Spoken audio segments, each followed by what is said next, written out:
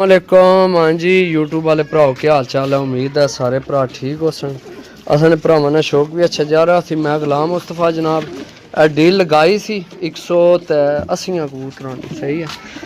तो भाई री जनाब जेलम तो आए वो गड्डी खिलाई ने तो भाई कह रहे सन भी असी वीडियो विच नहीं आवना चाहते सही है। ठीक है तुसी गड्डी लैओ तो यह जनाब काटन पेन सही है। नाल साडे बजुर्ग भी आए लेकिन इन्ना की भी वीडियो च नहीं आना वो आने सानू नहीं शौक तो ना असी आने ते बाकी जनाब जेलम तो आए। जेलम तू केड़ी जगह बुजुर्गो आए हो?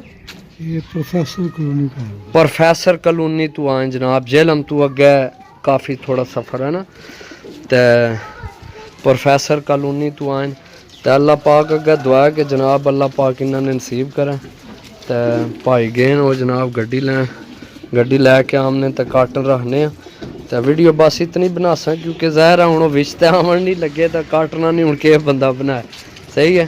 तो इंशाल्लाह मिलसा अगली वीडियो तब तक इजाज़त दो। अल्लाह सुने वाला अल्लाह।